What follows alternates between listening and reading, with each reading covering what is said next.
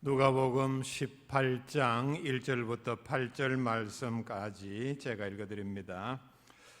예수께서 그들에게 항상 기도하고 낙심하지 말아야 할 것을 비유로 말씀하여 이르시되, 어떤 도시에 하나님을 두려워하지 않고 사람을 무시하는 한 재판장이 있는데, 그 도시에 한 과부가 있어 자주 그에게 가서 내 원수에 대한 나의 원한을 풀어주소서 하되, 그가 얼마 동안 듣지 아니하다가 후에 속으로 생각하되, 내가 하나님을 두려워하지 않고 사람을 무시하나 이 과부가 나를 번거롭게 하니 내가 그 원한을 풀어주리라. 그렇지 않으면 늘 와서 나를 괴롭게 하리라 하였느니라. 주께서 또 이르시되, 불의한 재판장이 말한 것을 들으라. 하물며 하나님께서 그 밤낮 부르짖는 택하신 자들의 원한을 풀어주지 아니하시겠느냐? 그들에게 오래 참으시겠느냐? 내가 너희에게 이르노니 속히 그 원한을 풀어주시리라. 그러나 인자가 올 때에 세상에서 믿음을 보겠느냐 하시니라. 아멘. 읽어드린 이 말씀은 비유의 형태입니다. 전통적으로 이 비유를 불의한 재판장의 비유라는 제목으로 설명을 합니다. 예수님께서 이 비유를 주신 목적이 1절에 이렇게 말씀을 합니다. 예수께서 그들에게 항상 기도하고 낙심하지 말아야 할 것을 비유로 말씀하여, 즉 우리가 항상 기도하며 기도할 때에 당장 응답이 없다고 해서 낙심해서는 안 된다.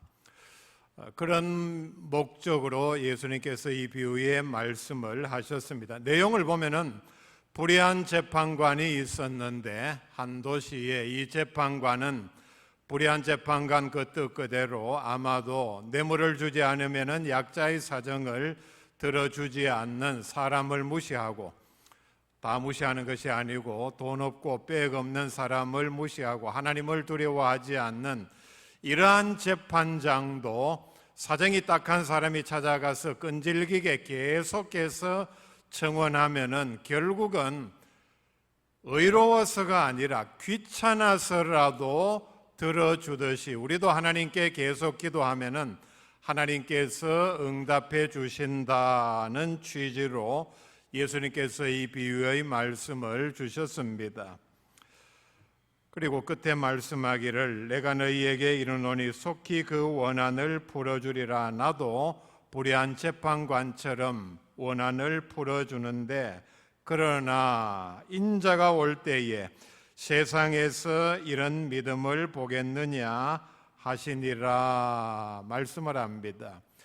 끈질기게 기도하면 하나님께서 반드시 응답해 준다는 믿음을 가지고 예수님 재림할 때까지 믿음을 지키며 기도하는 사람들이 있겠느냐?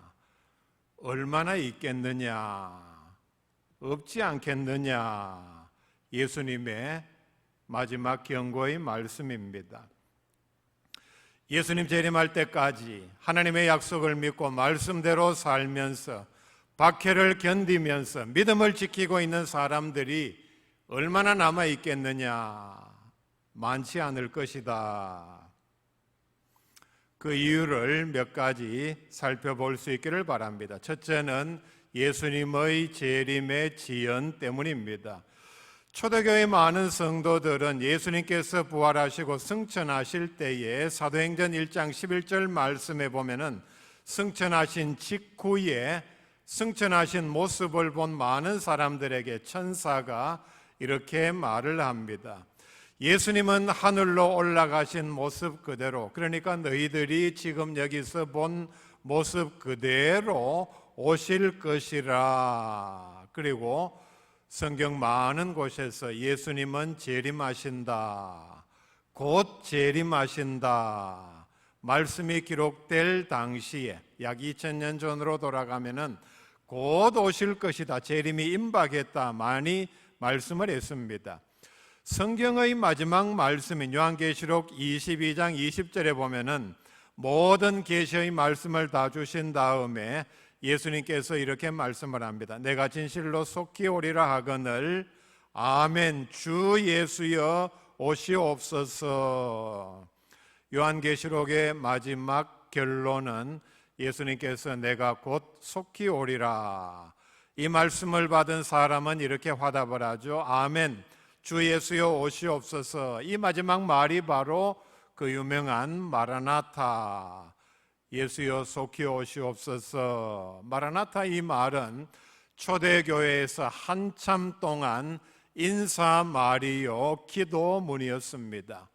초대교회 본격적으로 박해가 시작되었을 때에 그리스도인들이 박해를 이긴 원동력이 바로 이 마라나타, 인사와 더불어 함께 기도하는 격려의 형태로 예수님께서 곧 오십니다. 이 박해를 이길 수 있기를 바랍니다. 격려를 했습니다. 이렇게 인사하고 격려하는 가운데 또 본격적으로 로마 정부의 박해가 심해졌을 때에 모든 그리스도인들은 예수님의 재림을 학수고대했습니다. 그런데 예수님의 재림은 초대교회에서 이루어지지 않았습니다. 지금까지 이루어지지 않았습니다. 그 당시로 돌아가서 예수님의 재림이 늦어지자 많은 그리스도인들은 낙심했고 약속은 늦어질수록, 그러니까 기다리는 사람의 입장에서는 기다리기 어려운, 믿기 어려운 점이 있습니다. 예수님의 재림이 그렇게 늦어지니까 재림을 믿지 아니하고 기다리지 않는 사람들이 생겨났습니다. 초대교회 당시에 예수님의 재림을 믿지 아니하고 기다리지 아니한다는 말은 믿음을 포기했다는 뜻입니다. 예수님의 재림을 기다리지 않는 사람은 믿음이 없는 사람입니다. 우리의 믿음의 핵심은 사도신경에 나오는 것처럼 예수님의 재림을 기다리며 대망하며 준비하는 것입니다. 예수님의 재림이 언제 있을지 모르는데 기다리지도 아니하고 준비도 하지 않는 사람을 어떻게 그리스도인이라고 할 수 있습니까? 왜냐하면 예수님은 우리의 영적인 신랑이기 때문입니다. 신부가 멀리 간, 또 오래전에 멀리 간 신랑을 기다리지 아니한다.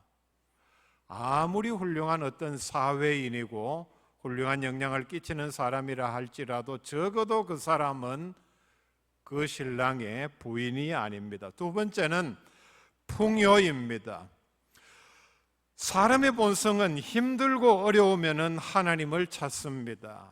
하나님을 모르는 우리 조상도 한 말이 있죠. 유명한 말입니다. 임사호천이라는 말입니다. 죽음에 이르면은 하나님을 부른다. 누가 한 말입니까? 하나님을 모르는 사람, 하나님을 믿지 않는 사람들이 만들어낸 말입니다. 인간의 본성이 이와 같다는 것입니다. 그들의 마음에 하나님은 없지만은 죽음에 이르게 되면은 자신도 모르게 하나님을 찾습니다. 자연 편하고 잘 살면은 하나님을 찾지 않습니다. 하나님께서 친히 다스린 나라의 이스라엘 백성들이 사사기에 보면은 평안할 때는 하나님을 찾지 아니하고 하나님께서 진노하시는 죄 짓기에 바빴습니다. 그들이 언제 하나님을 찾았느냐? 나라의 위기가 닥쳤을 때에, 살기 어려워졌을 때에 하나님을 찾았습니다. 세계 기독교 역사를 보면은 한 나라의 기독교는 그리스도인들의 수는 국민 소득 5,000달러 될 때까지만 성장합니다.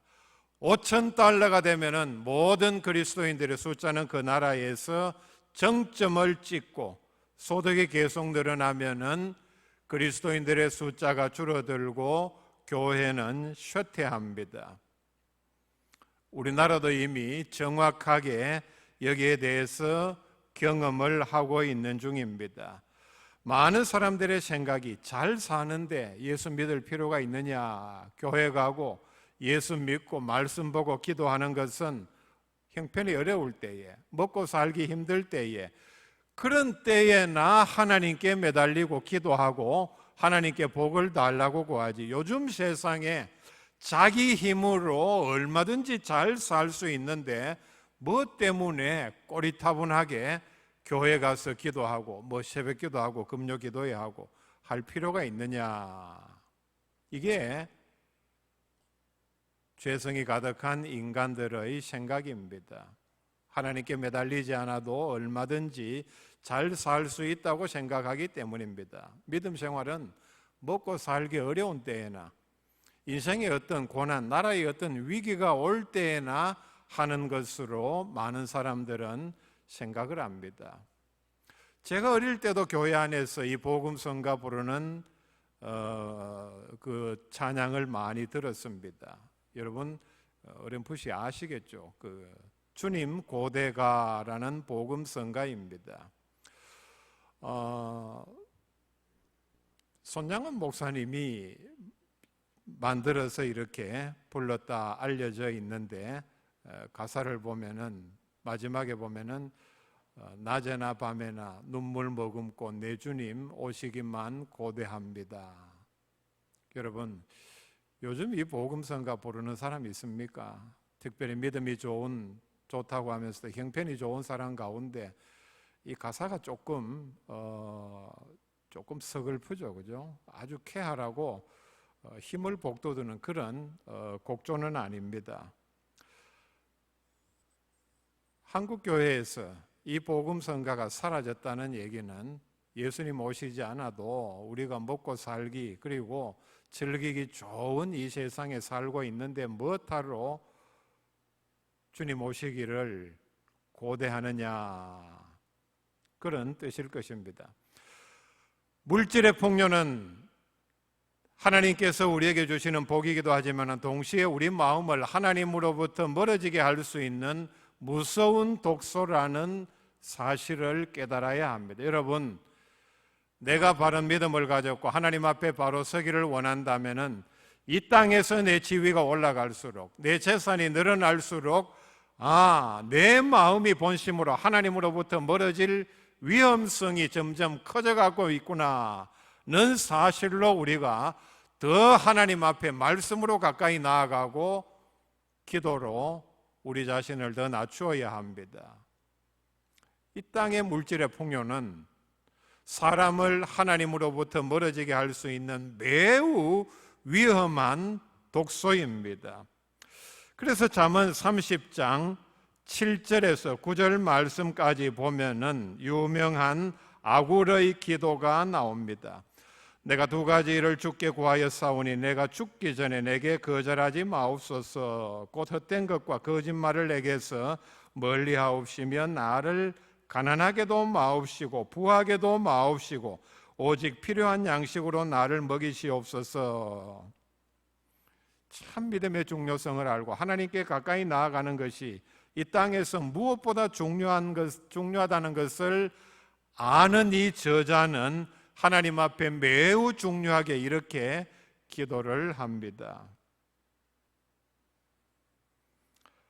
부하게도 마옵시고 오직 필요한 양식으로 나를 먹이시옵소서. 그 위험성이 뭡니까? 9절 말씀에 보면은 혹 내가 배불러서 하나님을 모른다 여호와가 누구냐 할까 하오며, 배가 불러서 잘 살게 되면은 교만해져서 하나님이 누구냐, 뭐 더 나아가서 하나님 없이도 내가 얼마든지 잘 살 수 있고 내가 쌓은 이 모든 재물이 하나님의 도움 없이 내 능력으로 쌓은 것인데 하나님이 무슨 필요가 있느냐, 이렇게 교만하게 될 가능성이 있다는 것을 염려하고 있습니다. 어떤 사람이 가난할 때에 평소에 믿음 생활 잘 하던 사람이 이렇게 빠질 위험이 있다는 말씀입니다.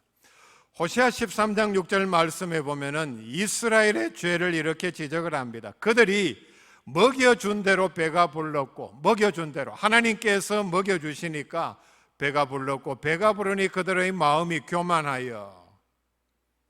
어떻게 되면은 교만합니까? 배가 부르면은 교만할 가능성이 많다는 뜻입니다. 요즘 말로 재물이 쌓이고 이 땅에서 권력이 높아지면은 하나님께서 가장 진노하시는 교만의 죄에 빠질 가능성이 많습니다. 교만한 사람은 이로 말미암아 나를 잊었느니라 하나님을 잊어버렸다. 겸손한 사람이 교만한 사람이 되는 것은 순식간입니다. 형편이 조금만 바뀌면은 하나님께서 진노하시는 교만으로 빠질 가능성이 매우 높습니다. 우리가 이 사실을 경계를 해야 합니다.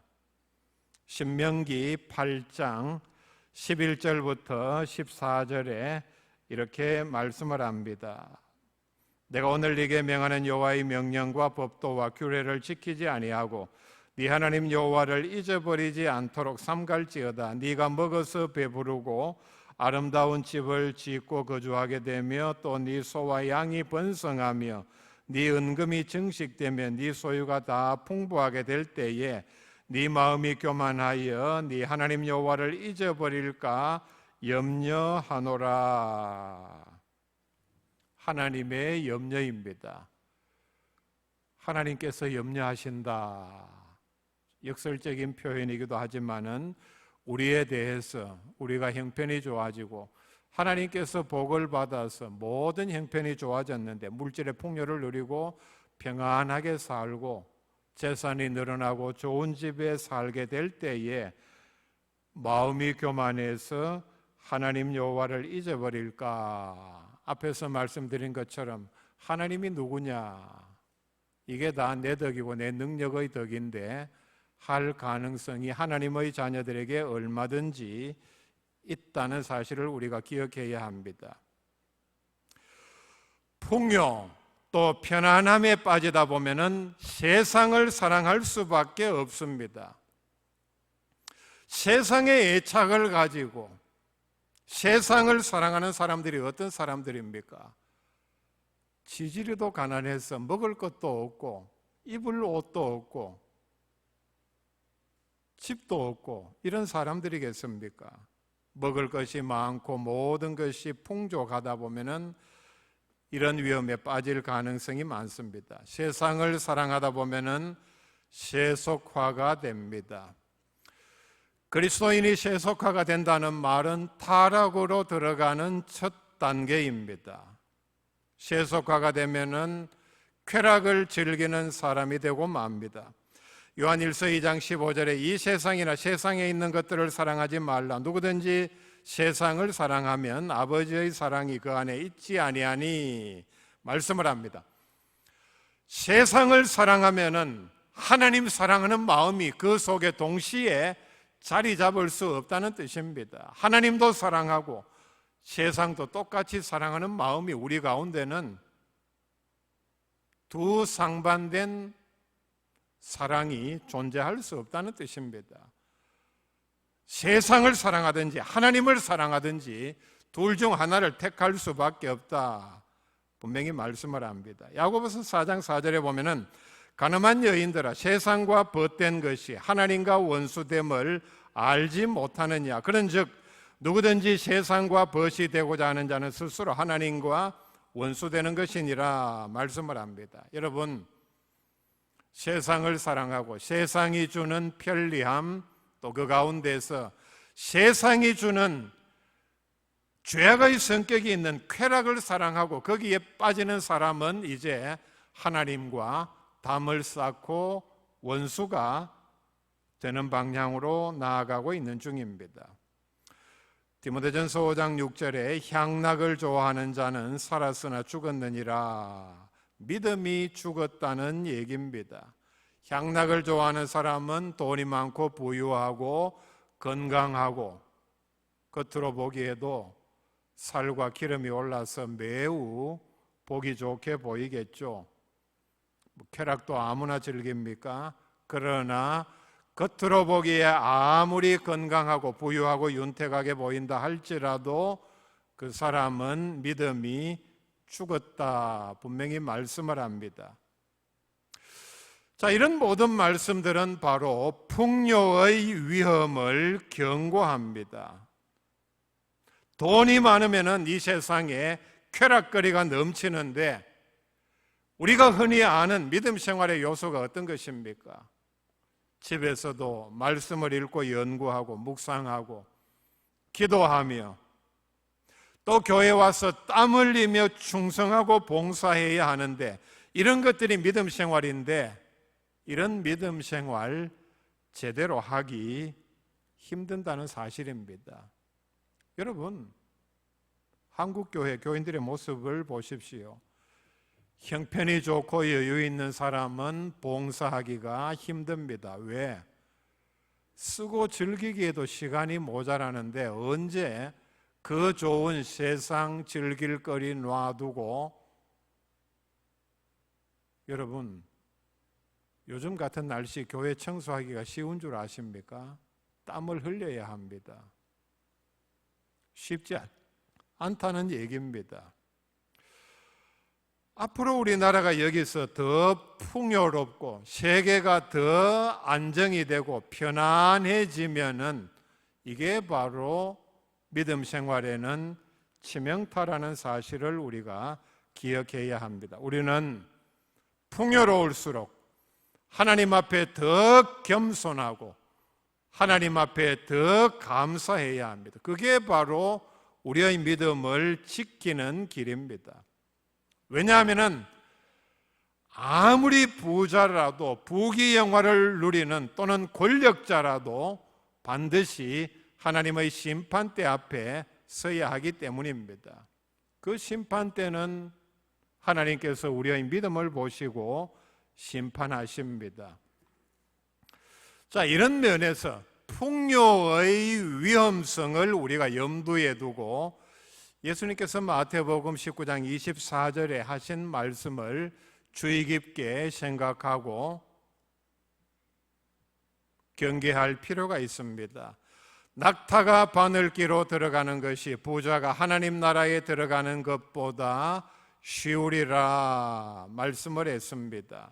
세 번째, 예수님께서 이 땅에 오셨을 때에 세상에서 믿음을 보겠느냐? 가장 중요한 이유는 박해입니다. 환난이기도 합니다. 박해와 환난은 성격이 조금 다릅니다. 기독교는 박해의 역사입니다. 교회의 시작과 함께 박해도 시작이 되었습니다. 사도행전 첫 부분에 보면은 예수님께서 부활하신 다음에 부활을 체험한 예수님의 명령을 받은 제자 또 넓은 의미의 제자들에 의해서 교회가 시작이 되었습니다. 놀라운 사실은 바로 박해도 시작이 되었다는 사실을 보여주고 있습니다.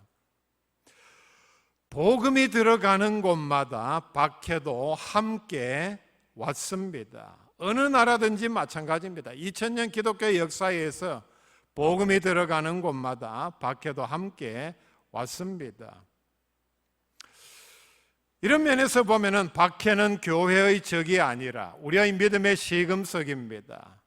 내가 제대로 된 믿음을 가지고 있느냐 아니냐를 판별할 수 있는 중요한 시금석이 된다는 사실입니다. 박해는 우리의 믿음을 증명하는 방법입니다. 동시에 우리의 믿음을 연단하는, 훈련시키고 성장시키는 중요한 방법이기도 합니다. 초대교육 교부인 터툴리아는 말하기를 순교자의 피는 교회의 씨앗이라고 했습니다. 박해가 오면은 많은 그리스도인들이 피를 흘릴 수밖에 없습니다. 죽는다는 얘기죠.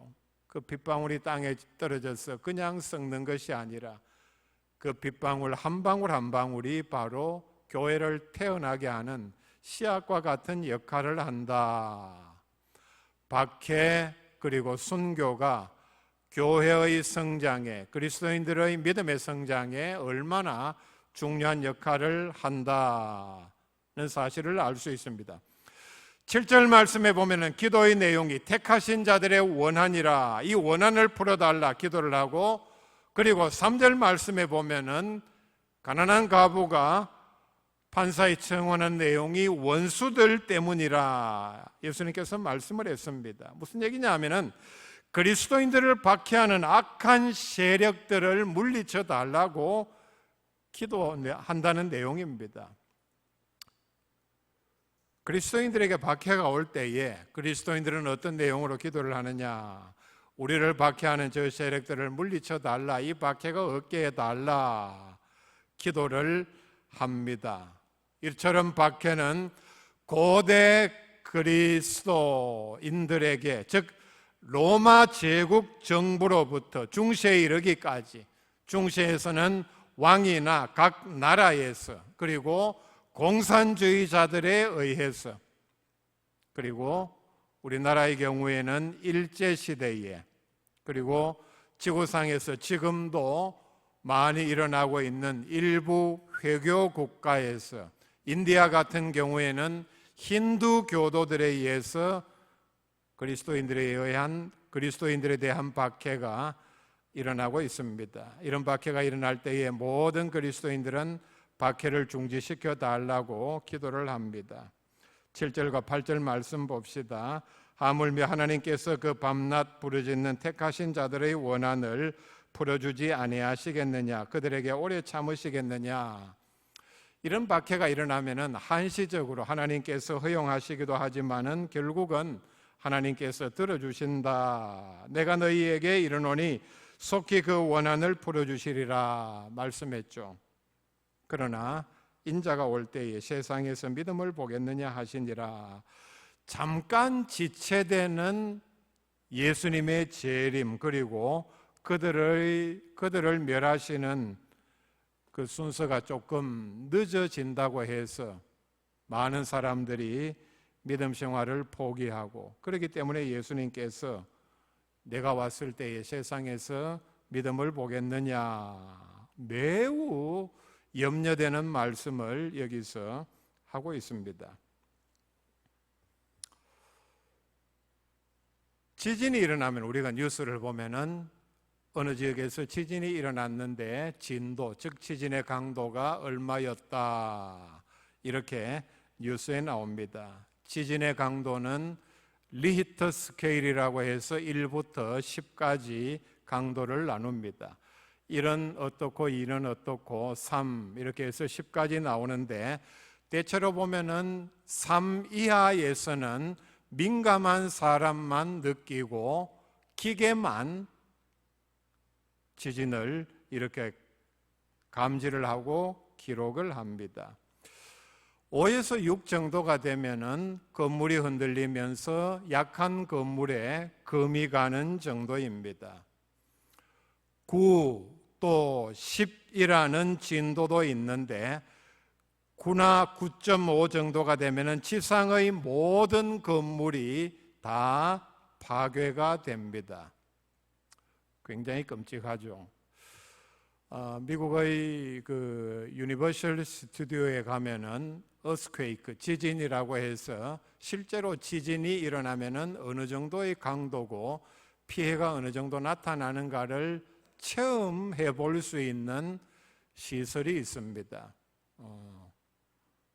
오래전인데 제가 그 체험을 해봤습니다. 지진 9.5가 일어났을 때에 지하철을 타고 가는 것을 이제 설정을 해가지고 그 셔틀을 만들어 놨는데 9나 9.5가 되면은 지상의 모든 구조물은 다 파괴가 되고 만다 그랬죠.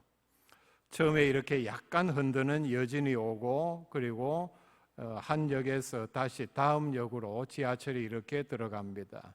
정차해서 서 있는데 본격적인 9.5 강도의 지진이 열차와 역사 전체를 흔드는데, 그 강도가 얼마나 크냐 하면은 굉장히 세게 흔들리면서 앞에 것을 잡아도 몸을 가눌 수 없을 정도로, 그러면서 지하철 역사는 대부분 지붕 위가 차가 다니는 도로이지 않습니까? 도로로 구성되어 있는 그 상판이 무너지면서 도로 위를 달리고 있는 트럭이 지하역으로 떨어지면서 트럭이 폭발하고, 그리고 지상에서 물탱크 그리고 모든 파이프가 파괴가 되면서 물이 지하로 역으로 이렇게 들어와서 지하 역사가 물로 가득 차는 그런 셔틀로 설정이 되어 있습니다.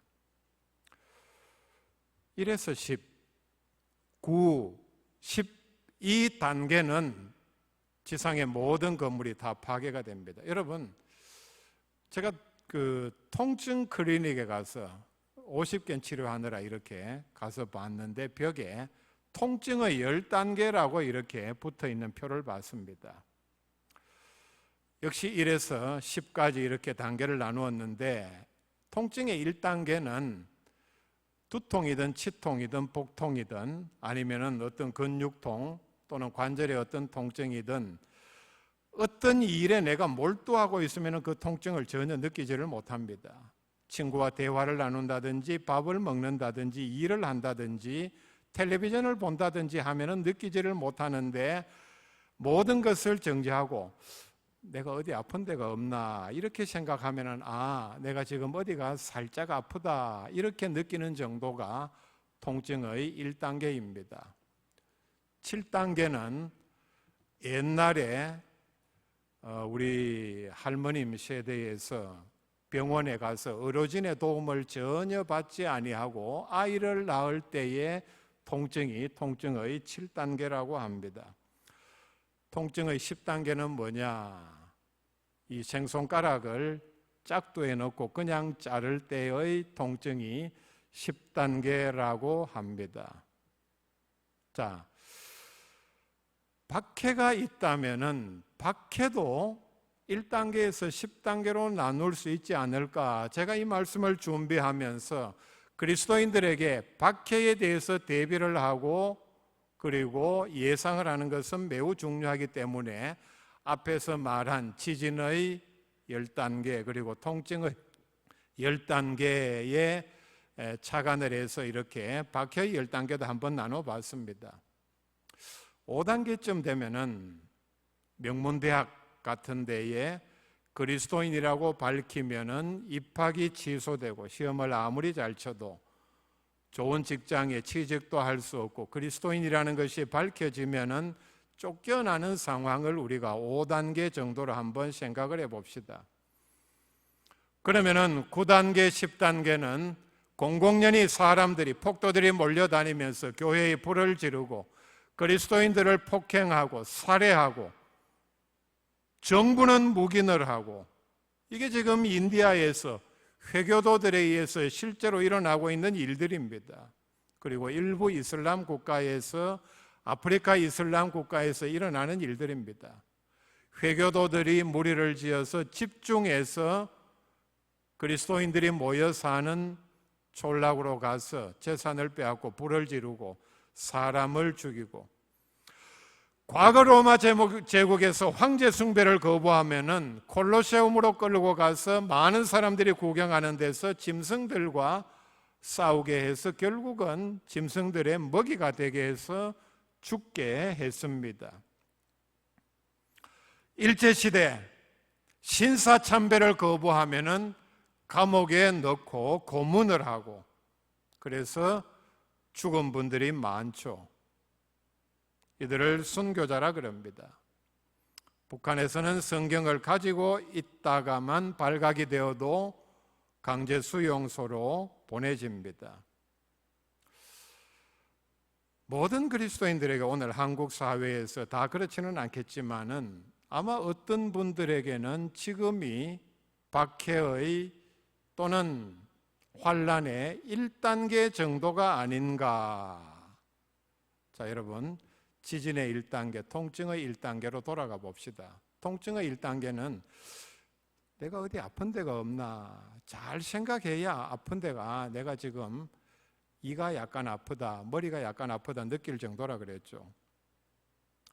코로나 때문에 업종 또는 직종에 따라서 경제적인 어떤 환란이 지금 오고 있는 중입니다. 사람에 따라서 다릅니다. 코로나 때문에 제가 이런 얘기를 많이 듣습니다. 부모가 교회 가지 못하게 한다. 남편이 교회 가지 못하게 하고 또 어떤 경우에는 자녀들이 교회 가지 못하게 하는 경우가 바로 그런 경우입니다. 많이 듣는 얘기가 직장 상사가 금요일 토요일만 되면은 교회 가지 마라. 월요일 날 출근하면은 혹시 어제 교회 갔다 왔느냐. 직장 상사가 이렇게 물을 때에 그리고 회사에서 아니면 어떤 조직에서 조직적으로 교회 가지 마세요.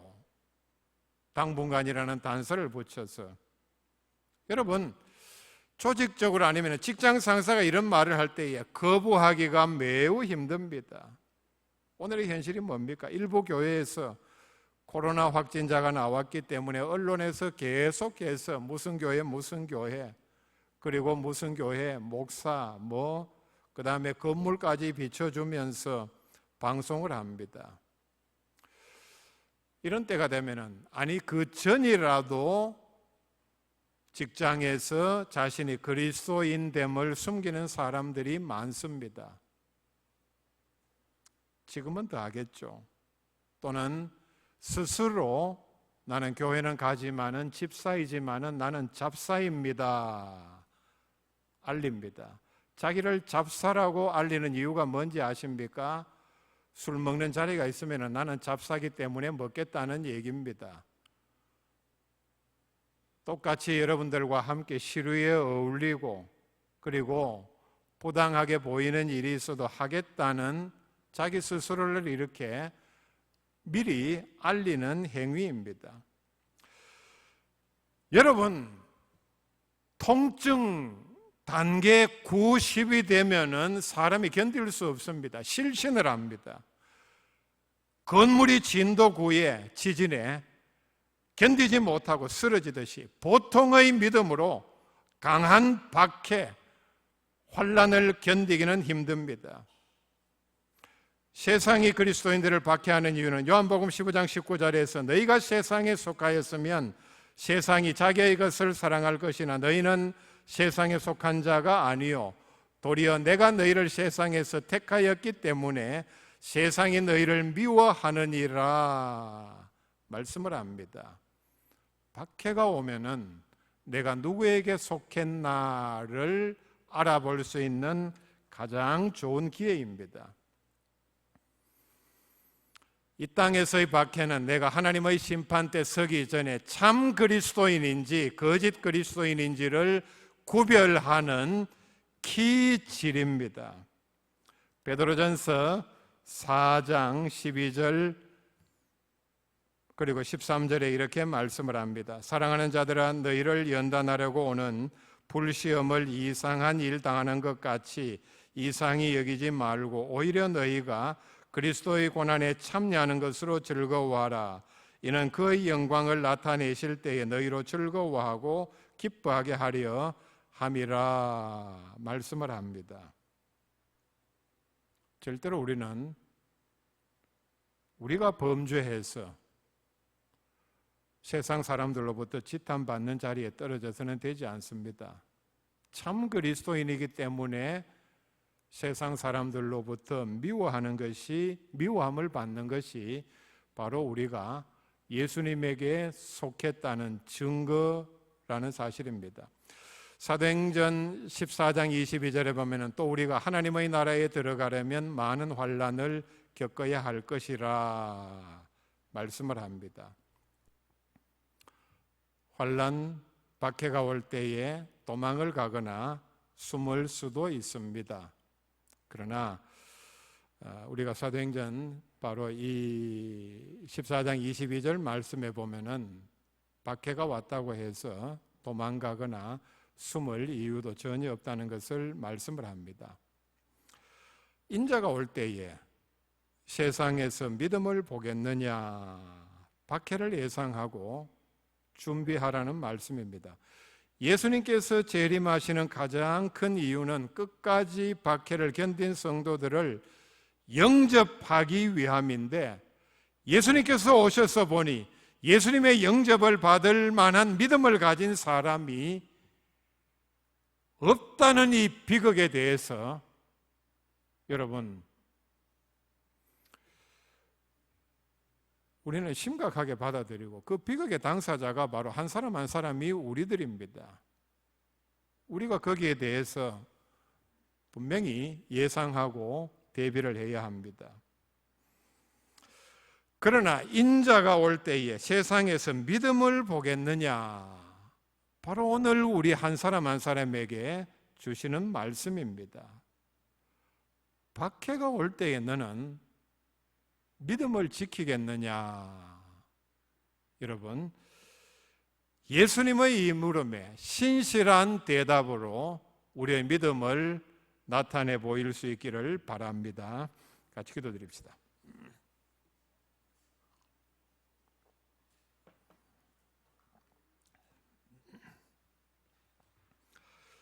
하나님 아버지, 우리를 부르심을 감사를 드립니다. 우리를 부르심에 합당한 삶으로 하나님께 나아가며 또 영광 돌리며 쓰임받는 귀한 주의 백성들 되기를 원합니다. 우리를 지켜주시고 특별히 예수님의 재림이 늦어진다고 해서 예수님의 재림을 대망하고 준비하는 일에 소홀해지지 않도록 우리를 격려해 주시고 특별히 믿음과 용기를 더하여 주시옵소서.